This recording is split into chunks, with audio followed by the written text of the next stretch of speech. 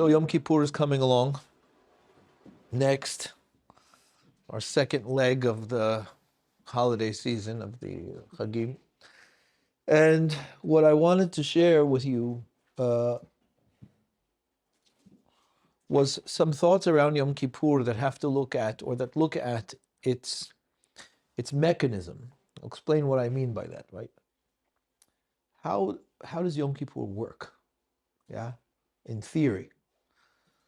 And to be able to understand that to a certain degree and be able to approach the day with that understanding that will help us, I hope, to kind of have a sense of where we are on that day, right? And how we might approach that day. We often talk about Yom Kippur as, being a day of atonement and what that means, right? Many of us have various ideas as to what it is that might mean. Yeah, what does it mean that Yom Kippur atones? Before I get into the depths of this, I want to thank David Yamin Levy and Gail Kravitz for welcoming me and for giving me an opportunity to be able to speak here and to share. I'm very grateful for it, and I've been looking forward, so thank you very much. We think about atonement in whatever terms as a way of rectifying transgression, failure, iniquity, what have you. We come to it as a day that gives us an opportunity to be able to mend, to repair, to find sometimes people use the word clean slate, yes, to move forward. The question is, how exactly does that happen? And what I mean by that is, even in terms of ourselves, right? Even in terms of our own relationships, when we're not necessarily talking about God and His capacity to atone, forgive, repair, clean. What do we do as human beings in our relationships if we are to engage in such things? One of the halachot of Yom Kippur is, it's fairly well-known halacha, that Yom Kippur does not necessarily atone for the wrongdoings between individuals and human beings, right? Are what we call ben adam lechavero issues. So if I wrong somebody, even with words, right? I don't necessarily have to steal from them or physically harm them. I could speak to them badly, insult them. I have to rectify that. And what the Hachamim teach us with regards to Yom Kippur is Yom Kippur doesn't rectify that for us. It doesn't bring us atonement until we engage in that rectification with whoever it is that we might have wronged. Well, what do we do if we're the one that was wronged and we genuinely want to forgive? What happens for us that allows us to be able to entertain that? I want to think about that. Because oftentimes we can say to somebody, I forgive you, and mean it.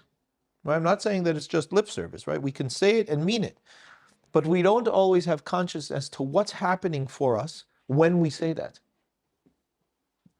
And it's essentially not really different when it comes to God and His allowance to be able to, for Himself, right? So to speak, kavyachol, as we would say, that allows Him to say that to us and mean it. So I want to go into that. And I want to look with you at the things about the day that are presented to us in that way. And with that, we might have a better understanding, not only of God's forgiveness and atonement, but ours, in our own lives, on either side that we find ourselves. Because we can find ourselves on the side that needs to forgive, and we can find ourselves on the side that needs to ask the forgiveness. But it will help us to be able to better understand the components, the mechanisms that run in those interactions for us, if they are realistic. And if they are not realistic, what keeps them from being realistic? What keeps me from allowing myself to forgive? What keeps me from asking proper forgiveness? Yeah?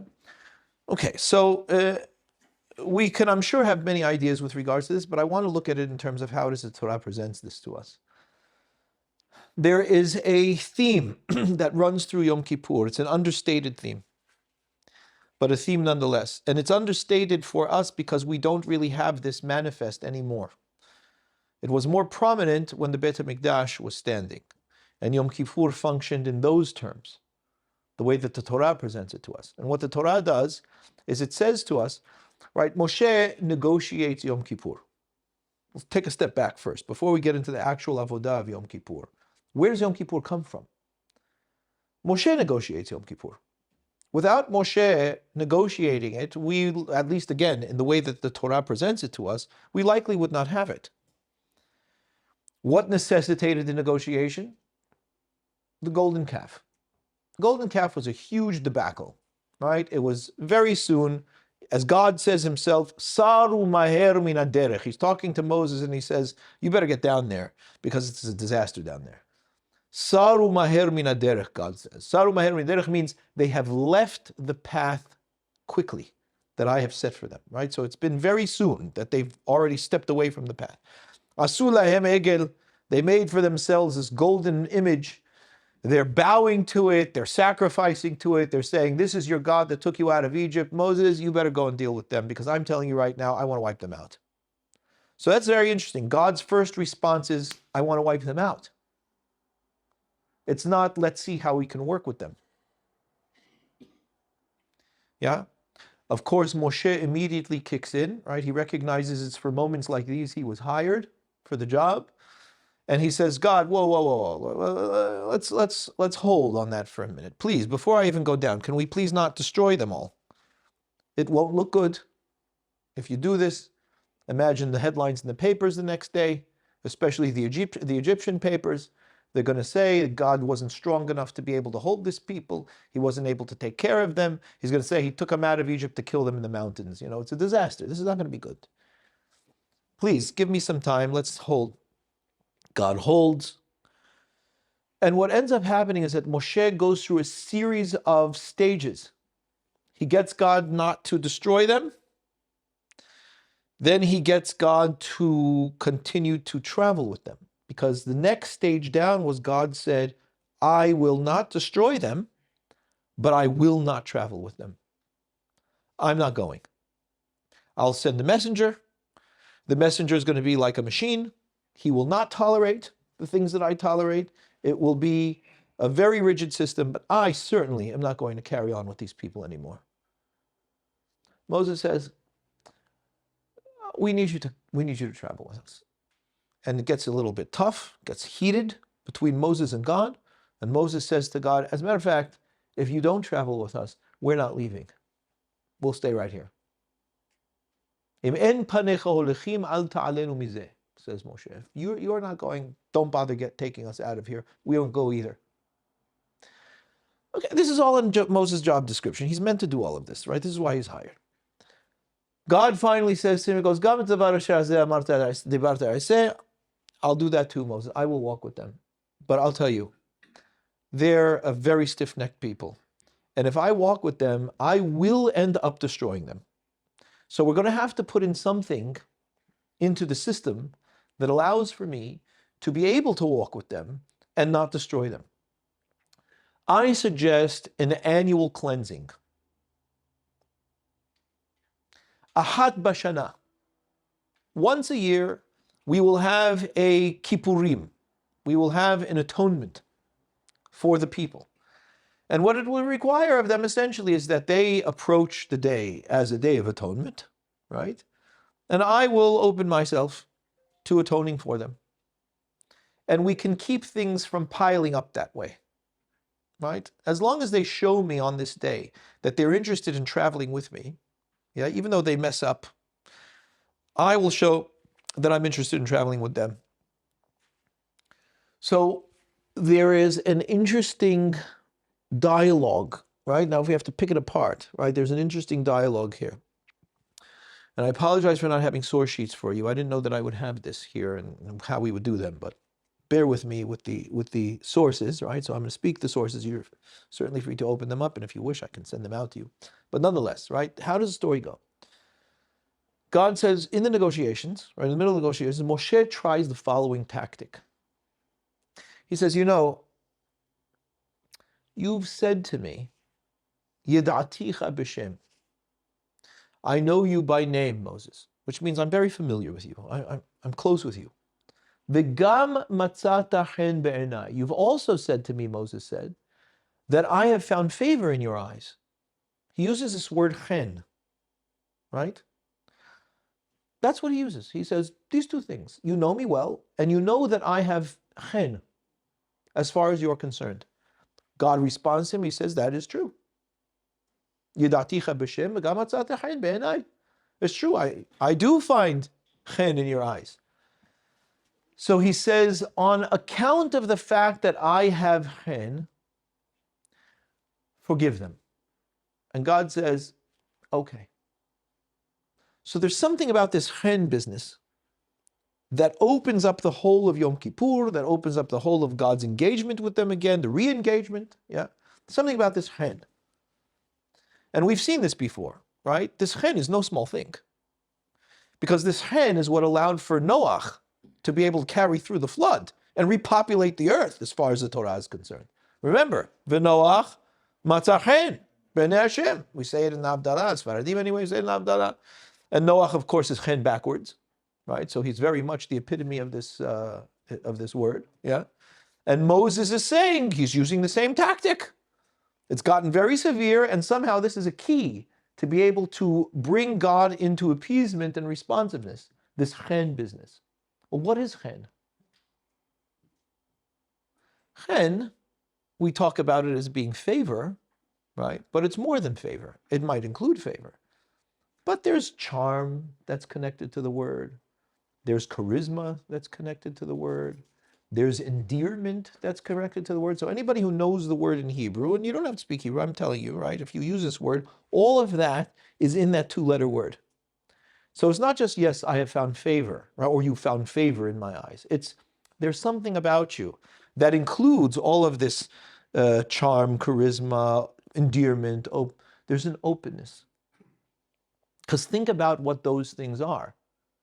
What is the charm and charisma and endearment? If you have somebody that is rigid and uninterested in entertaining other opportunities or possibilities, is uninterested in being open and engaging and listening and sharing, you have a person who has none of that, right? They are far from chen because they're closed. They have their mind made up. They're rigid. They are not interested in vulnerability, sharing, interaction, presentation. They're not interested in any of this. You would not call a person somebody that finds favor. Or in the Hebrew, motzeh chen. What Moshe is saying, you've said to me that I find favor in your eyes, which essentially is God saying to Moses, Moses, I find you to be a person that I can interact with and relate to. Which means that I find you to be a person that is open, that is endearing to me, right? Why? Because I find you to be somebody that is not stuck in your own ideas and dogma. You can entertain possibilities that I might suggest to you. And I find you to be receptive to those things. And therefore, you find favor in my eyes. And what Moshe was saying was, God, I know that you've said about the people that they're an am kasher orif. What is an am kasher orif? They're a stiff-necked people.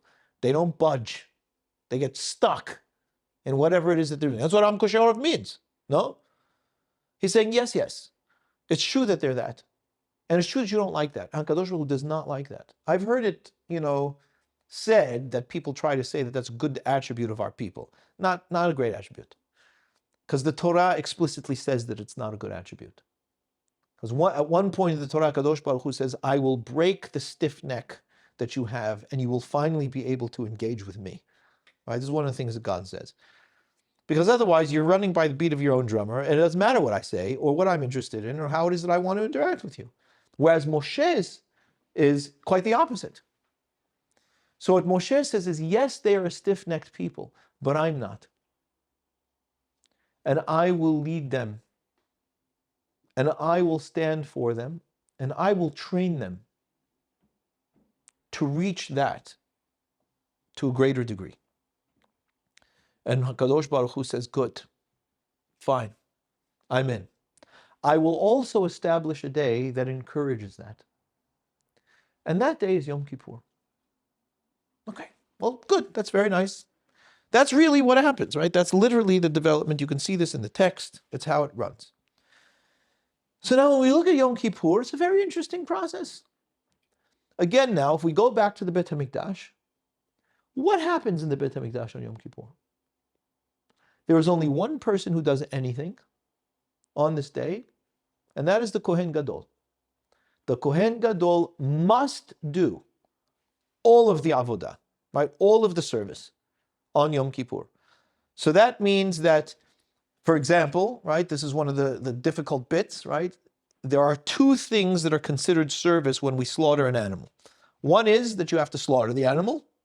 The other is that you have to receive the blood in a vessel from the animal. Yeah? So how do you do both? Only one person can do this on Yom Kippur. On a normal day, you have one guy who does this avodah, you have another guy who does the other avodah. But these things all need to be done by the Kohen Gadol on Yom Kippur. So what does he do? He starts the shechitah, right? He does enough so that it's considered shechitah, gives it to another Kohen to finish, and he carries the vessel to go the blood. That's how important it is that the Kohen Gadol does everything on Yom Kippur. There's only one other person who does anything, and that's the guy who takes the scapegoat, right? The Azazel, to the desert and chucks him off a cliff. So there's a centerpiece of this day in the avodah, right, in the service. What is that? What is the core service that goes on? Does anybody know? No? It has to do with the scapegoat. There's another goat. There were two goats that had to be the same age, pretty much the same size, pretty much the same color. They had to be identical as you could get them. One was slaughtered as a korban, and one was taken off into the desert and pushed off the cliff. How did we choose which one was which? What is it? By lots. By lottery. Now, you could say, well, of course, I mean, how else would you choose? Well, there's many ways that we could choose. But that's how we chose. It had to be done by lottery, which opens things up to what? Chance. Well, that's interesting. What does that have to do with anything? It actually has a great deal to do with everything. It wasn't just some side mechanism to figure out which one we should use. It turns out that chance is a very central part of Yom Kippur. And we have to understand why and how that connects back to the ched of Moshe Rabbeinu that opens up Yom Kippur in the first place. So we do it by lottery, which seems fine. Got to figure out how to differentiate them. Might as well be a lottery. Yeah. But for some reason, it doesn't stop there. Does anybody know what the Haftarah is that we read on Yom Kippur? On Mincha of Yom Kippur? It's a very famous one. Of course. It's Sefer Yonah. You know the story? More or less.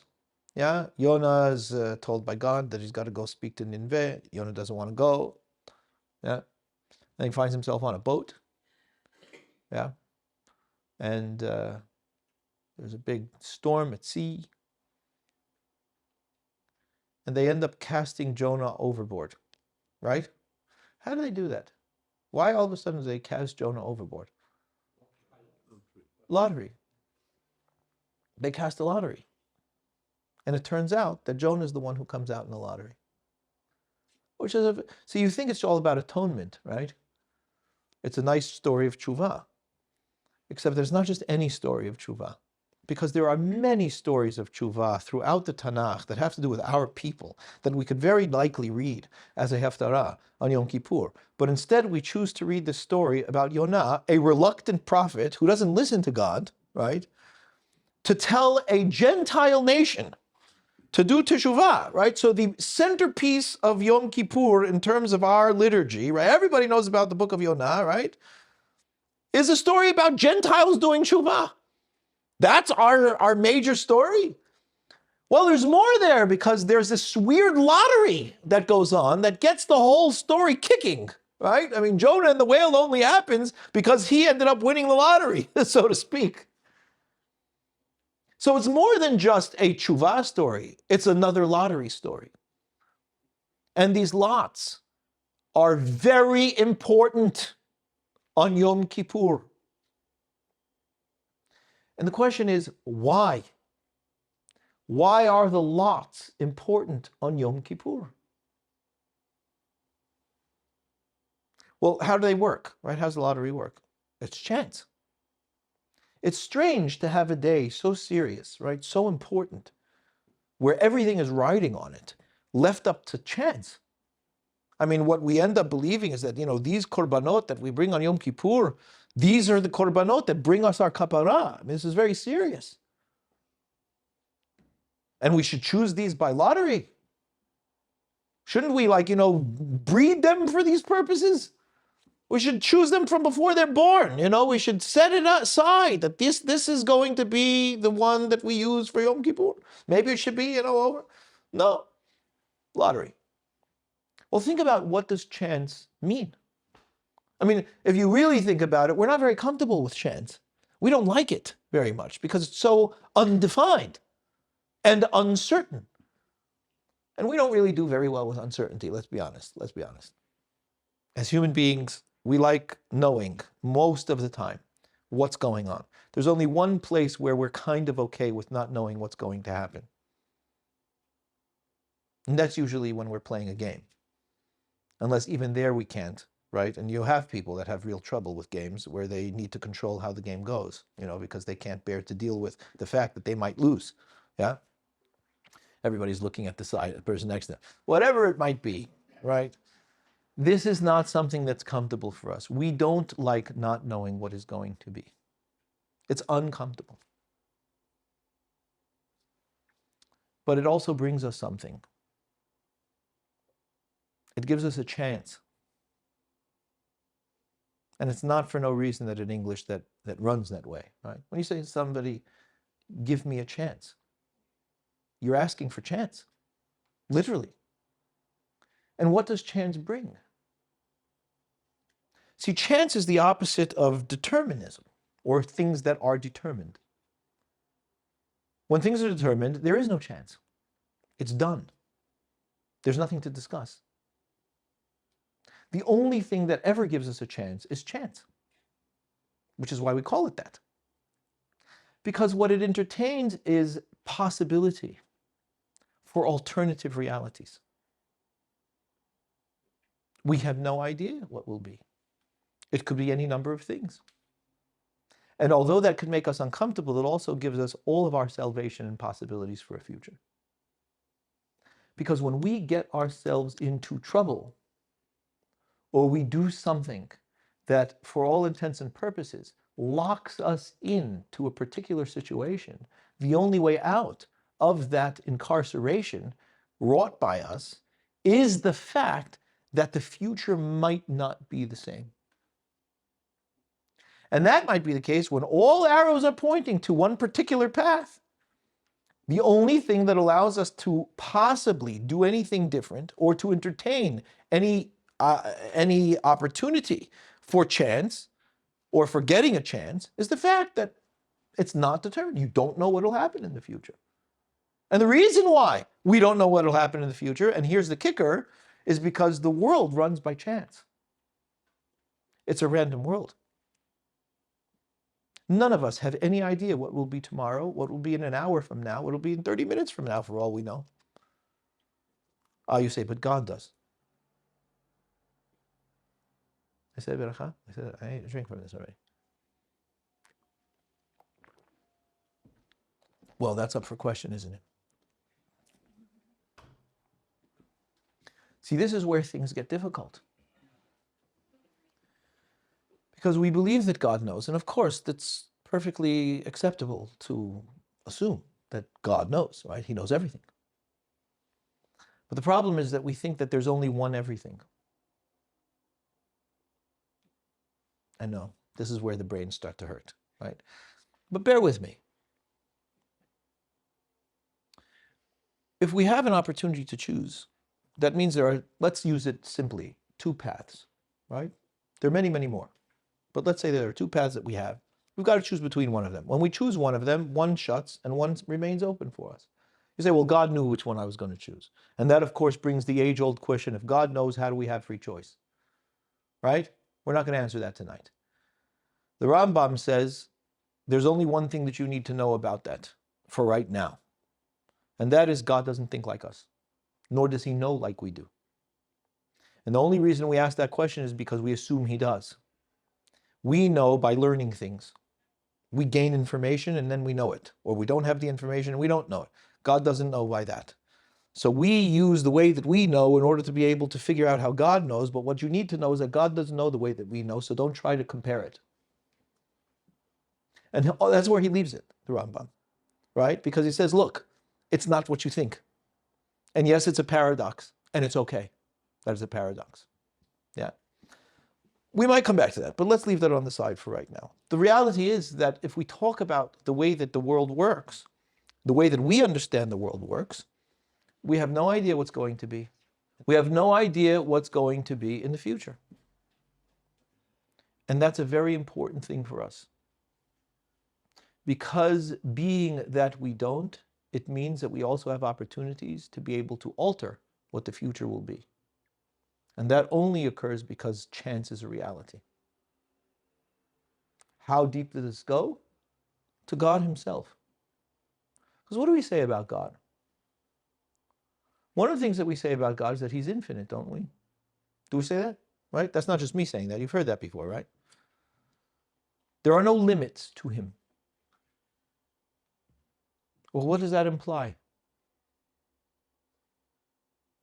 If there are no limits to him.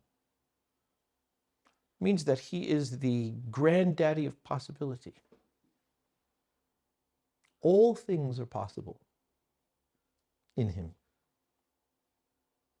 Are you with me? Yeah?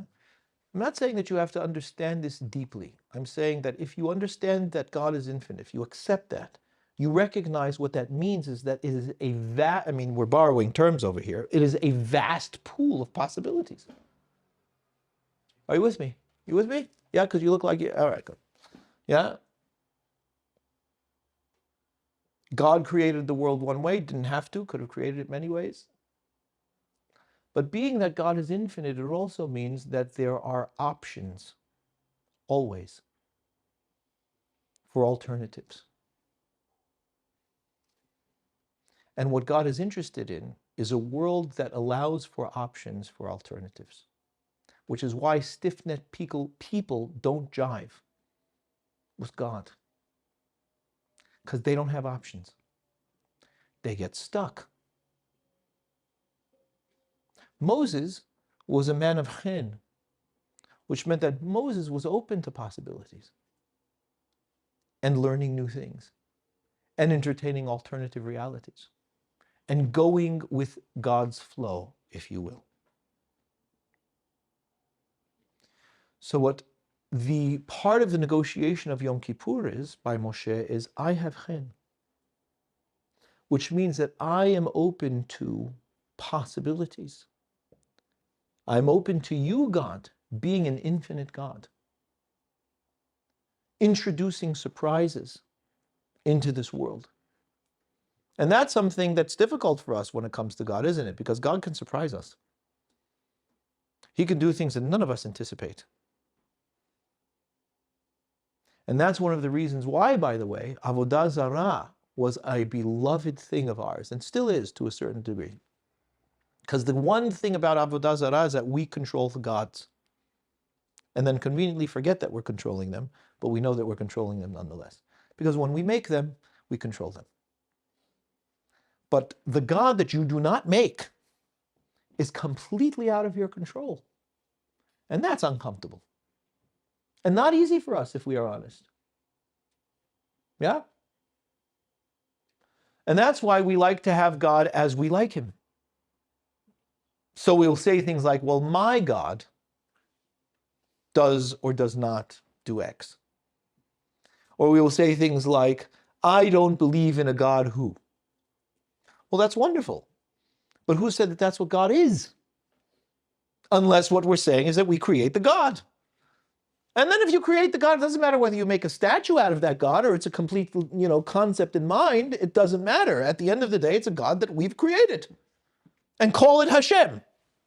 We can call it Hashem, right? It doesn't matter what it is. But is that capital G-O-D? And the thing about capital G-O-D, at least what it is that we are taught, is that he is completely and utterly separate from us, and he is infinite. And therefore, he surprises us, and we cannot control him or manipulate him in any way. And that is a harder lesson for us to learn than we care to usually accept and believe. We like to know what God's up to. And what he says to us about that later on in the Nevi'im, he says, oh, look, I know that you want to control me. I get it. But remember, Lo machshavotai machshavotechem. I don't think like you. It goes back to the paradox question, right? He says it himself. I don't think like you. I don't approach problems like you. There are infinite ways to skin a cat, as far as I'm concerned. Lo darkechem derachai. Your ways are not my ways. The ways that you do things are not the ways that I do things. And you might look at my ways and think, what in God's name is God doing? And is it not true that we think that? I mean, look at the world, for goodness sakes. Would you have scripted this? Yeah, I wouldn't have either.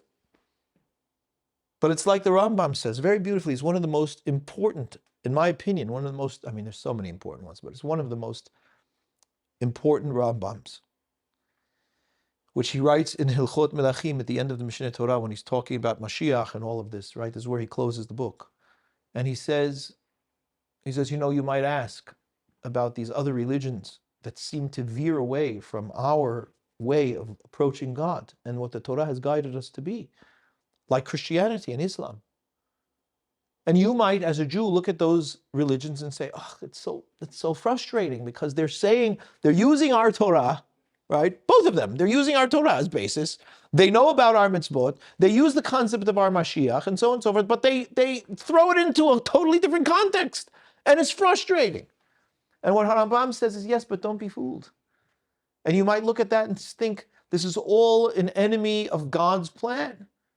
But he says, remember, God doesn't do things like us.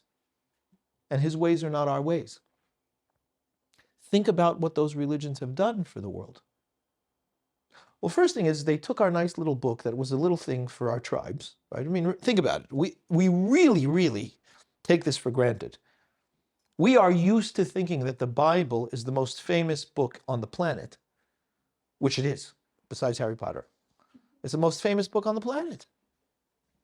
That should not ever have been, you understand.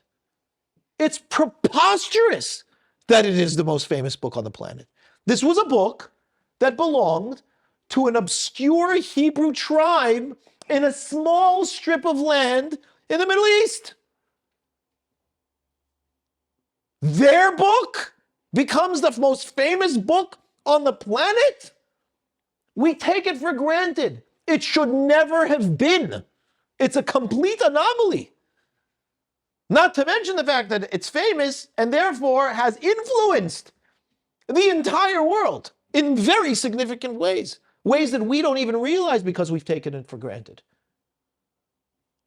Basic morals and ethics of the entire West, which is seeped into the entire world as a whole, comes from that book, which it should never have. Yeah? Should never have. But it has. And so Rambam says, so look what's happened. The whole world is talking about our mitzvot. And they choose to accept the things that they accept and not things, but they're still quoting the Old Testament when they feel like it and it suits them. They know about it. The whole world has this concept of Mashiach only because we have it. Well, that's a wonderful prep for Mashiach, the Rambam says. I mean, imagine what the world was beforehand. It was a completely pagan world. People were praying to Zeus and, all other kinds of, Thor and who knows other kinds of gods they were praying to. This was not mythology. This was people's religion. How on earth would that book ever break into the world stage and change the entire sense of what the nature of God and religion and so on and so forth is? So then you got Constantine becoming Christian, right? Which is only a real thing because of the Jewish Bible. Okay, so yeah, God does weird things sometimes. It's not how we would have written the script. Let's be honest. We would have probably been much more mechanical about it. Because why? There are certain things that come out as a result of this particular way of approaching things that are terribly upsetting as well. Because, crusades and things. Those weren't comfortable. They were also a result of Christianity. And Islam and all of its stuff. Yeah, we wouldn't have wanted to have that into the book. But guess what? God has things that he does that are different than the way that we would do. So we look at the world today and we think, and it's the same answer. I don't do things like you do. Grab your popcorn and watch. Wait. Abide. And why is all of that relevant? It's relevant because the possibilities are far beyond anything that we would normally allow ourselves to entertain. I'll give you an example about the rigidity of our thinking. Here's a truth that is true for pretty much every single one of us. As human beings, we have creative capacity, which means, what does it mean to create? It means that you can bring into reality things that are not currently part of reality. You create them. Correct? Now, would you agree that's a basic definition of creativity, right? That's what it is. When we say that somebody's creative, what we mean is they have an uncanny ability to be able to produce new things that have not been before in this particular configuration before. Right? Okay, well, yes. And that is a result of our capacity to be able to entertain realities that are not here and bring them into being. That capacity also allows us the ability to live any number of possible lives. Is it not true that every single one of us in this room could theoretically live thousands of different lives than the ones that we are living right now? You'll say, yes, but my business, my family, okay, I understand. Those are things that you choose to live faithfully to. You choose to.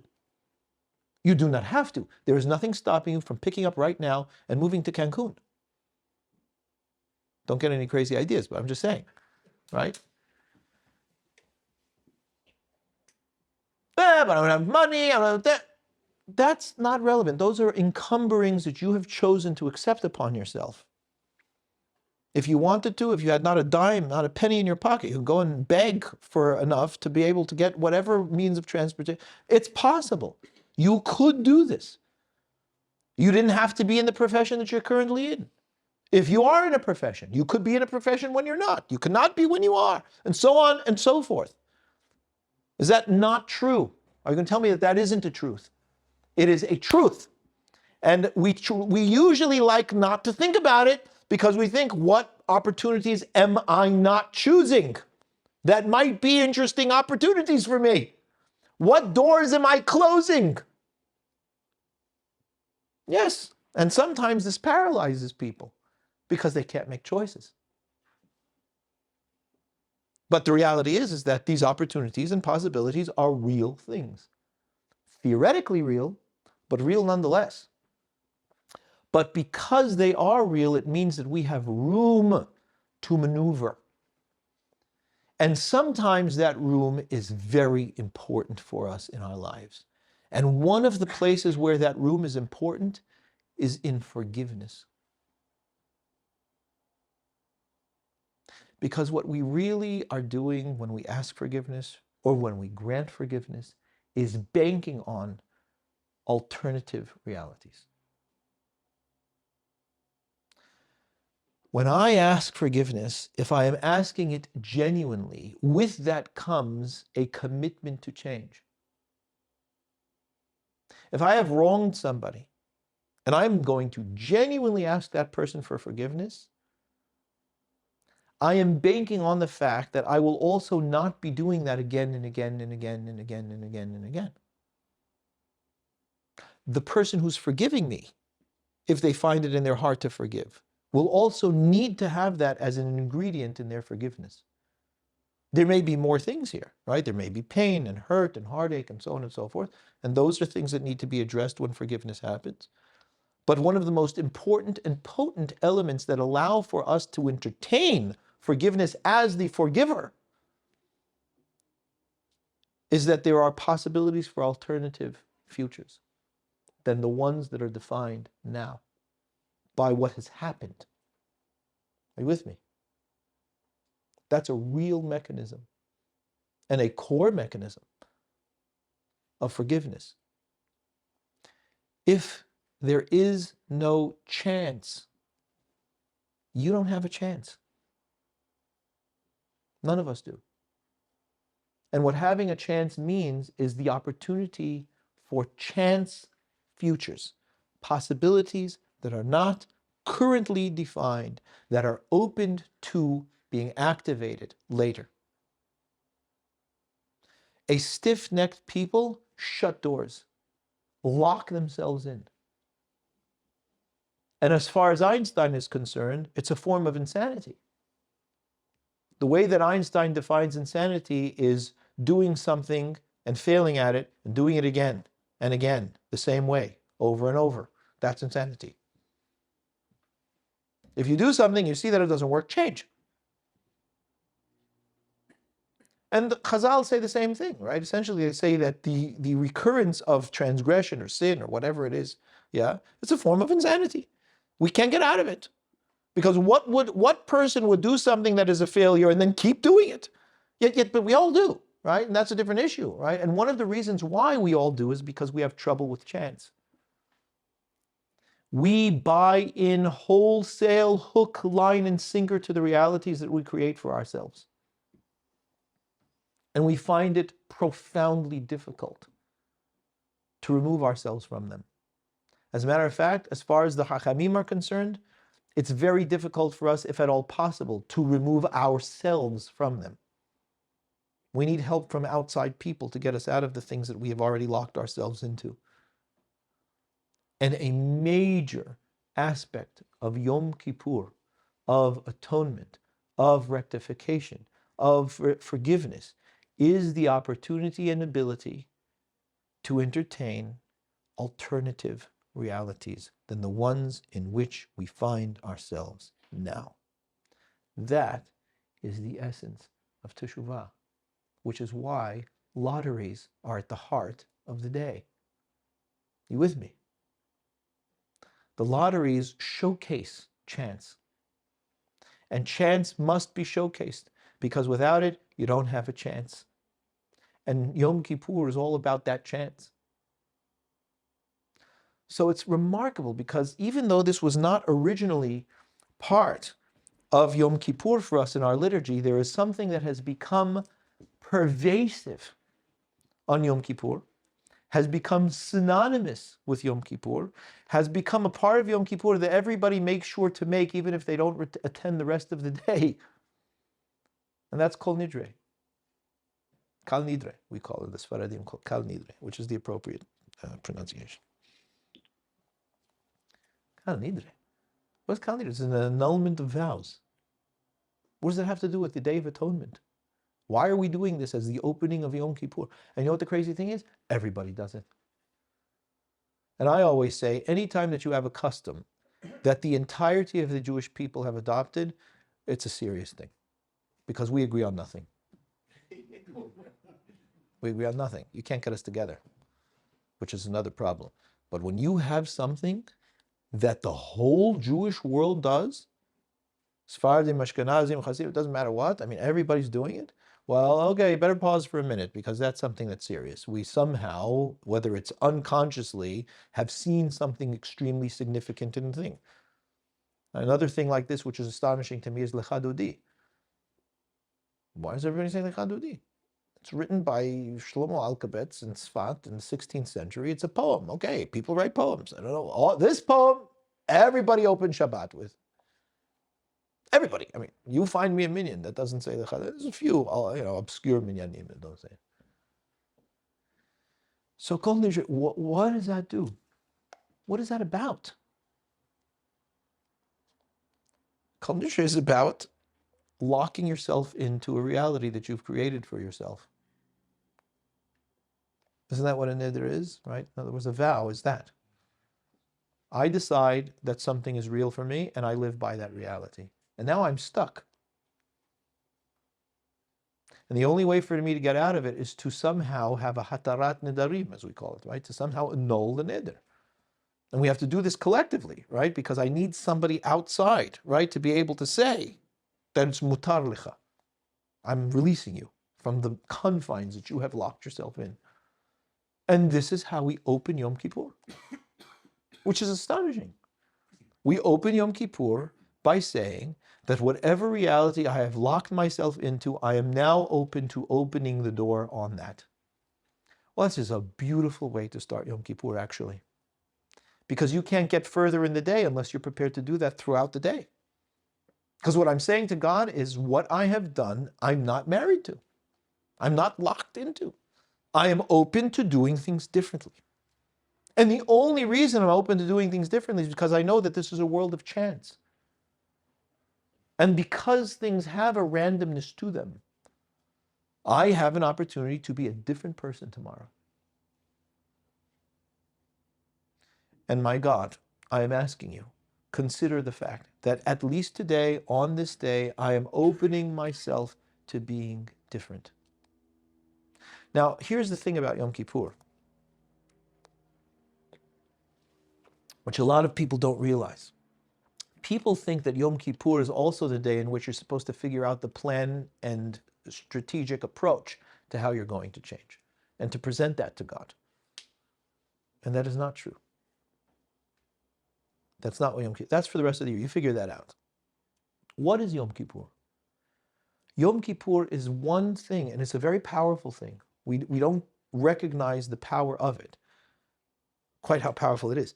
Yom Kippur is God essentially saying to us, do you recognize that you have a door you can open and change? Or are you locked into what it is that you believe? Can you acknowledge? Let's step one step back.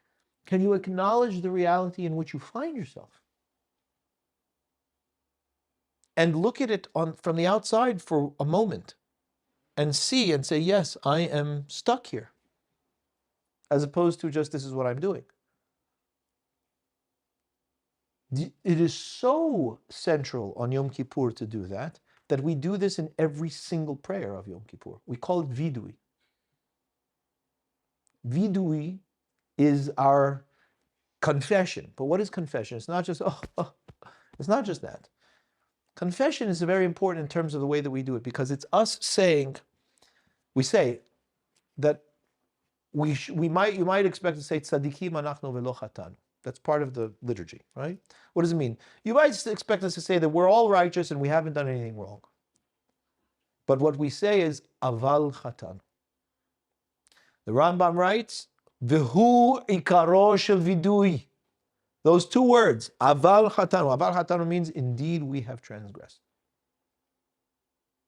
And the Rambam says it's really all you need to say. Why? Because if you can bring yourself to say that, you can bring yourself to see your reality for what it is. And that's the first step for being able to say, well, if I can see my reality for what it is, I can also entertain alternatives. But if I cannot see my reality for what it is, this is all I know. And there is no alternative. Are you with me? Yeah, it's a very important point. That's why vidui is so important on Yom Kippur. It's not just say it. Right? No, it's not what it is. Vidui is part of the rehabilitation. Vidui is part of the rectification. Vidui is essential. Because if I can genuinely say, yes, I missed the mark, then we have something to talk about. Okay, lovely. You see your reality the way I see your reality, God says to us. Lovely. That's all I want to know. And then we say, Zochreinu lechayim again, right? We want to live. Lovely. Good. I'm very happy that you want to live. I'm happy that you see your reality as you see your life. It means we're living in the same world.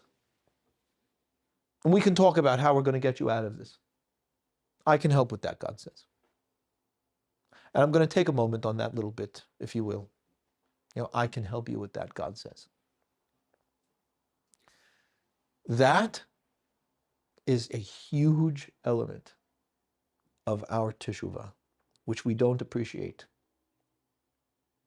I certainly don't find it spoken about enough, which that we need to ask God for help in our own teshuvah.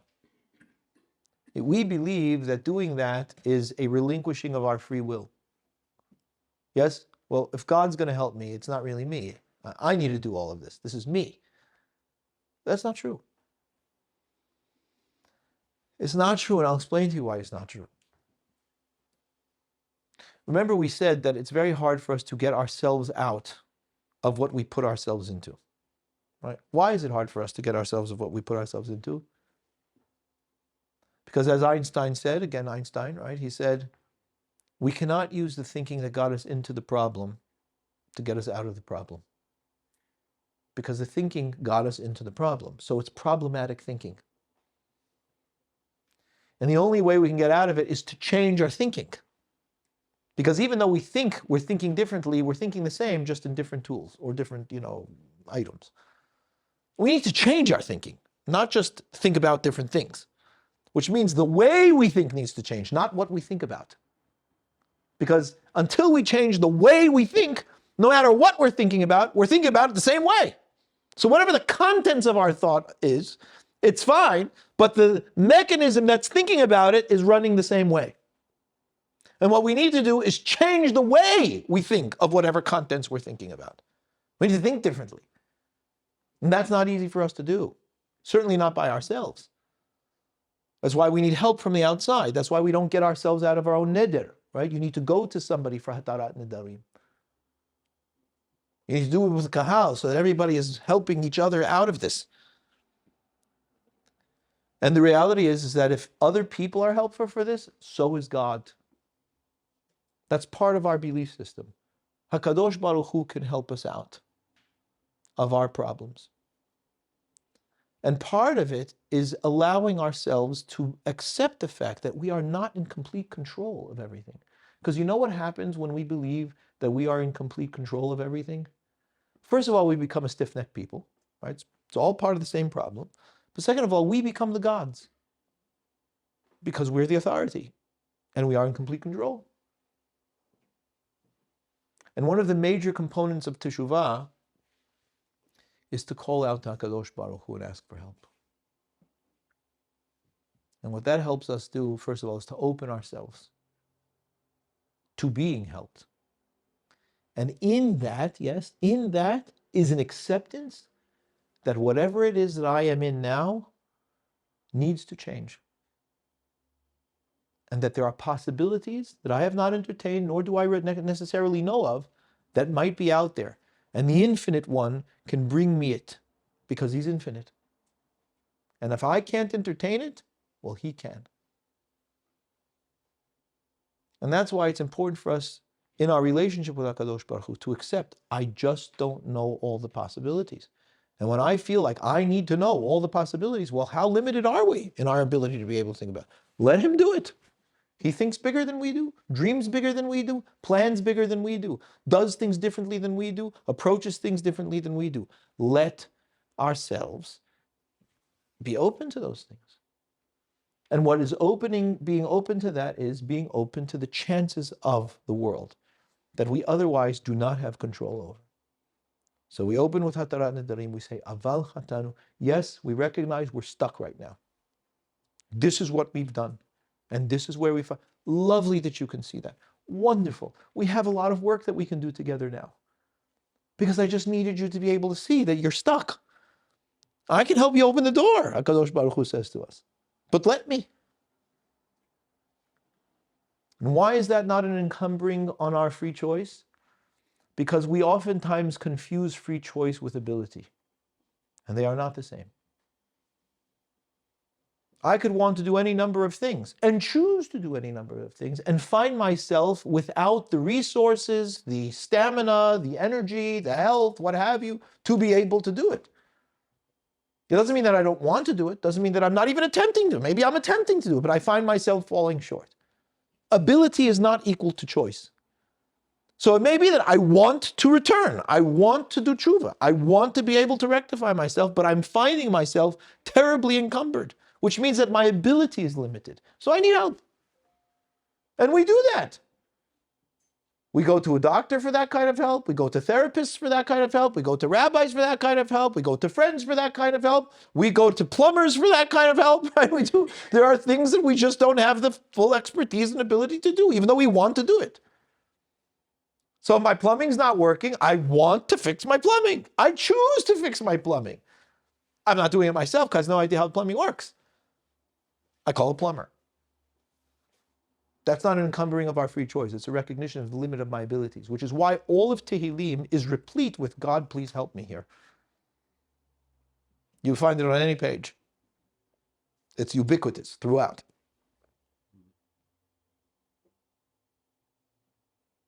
So all of this helps orient us for Yom Kippur, and it helps give us a perspective on Yom Kippur. When I walk into Yom Kippur and I say Kal Nidre, what I'm really saying is, I am not locked into my word and my definitions and my understanding and my beliefs as to what's going on here. I will open myself to alternatives. I have no idea what they are. But on this day, I am okay to say that I am not in full control and full omniscience of everything that is going on in my life, for that matter, in the world. I open myself to the possibilities of alternative. I'm willing to say, Hatati. I'm willing to say, I have missed the mark. And no, I don't know how I'm going to get out of the consequences of missing the mark, but I'm open to the fact that there are ways for me to get out of it. And when we come to Yom Kippur that way, he comes to Yom Kippur that way. Moses, I cannot work with a stiff-necked people. I can work with the people who are open and have chen. And what we do on Yom Kippur is we walk into Yom Kippur with chen. By saying to HaKadosh Baruch Hu, we're not locked. We're open to the possibilities. We're interested in hearing the alternatives. I'm willing to change things if I can find a way to do them. HaKadosh Baruch Hu's response to that is, wonderful. I'm in too. Because I tell you, I've got a lot of ideas. That's what I do. That's what HaKadosh Baruch Hu does. I've got a ton of ways to do things. I mean, take a look at the world I created, huh? How many formats of life have I put out there? Isn't it amazing? I mean, every possible format that one can think of is out there. And what you couldn't think of, and you're astonished to find, is out there. I'm prolific that way, HaKadosh Baruch Hu says. I mean, just look at you guys. Forget about all the other animals. A couple eyes, a nose, and a mouth. Look what I've done with that. I mean, it's like every face is another one, right? What is this? It's Warhol. I've got ideas. We can do this. I'm telling you, there are a lot of ways. Doesn't matter that you don't know the ways. I do. But the fact that you're open to the ways, now we can work. And that is the entirety of Yom Kippur. And why lotteries are so important. And why the one story that we choose to read at the Haftarah is one that has a lottery in it, because the others don't. At least not overtly. And that's essential, because when there is no chance, you don't have a chance. But when there is chance, you've got a chance. And that's how it works. I wish everybody Gemar Chatima Tova, and a Yom Kippur that is opened, and the possibilities before you, and that we will enter it with gusto and exit it with a renewed openness to the possibilities of our lives, with HaKadosh Baruch Hu's help, of course.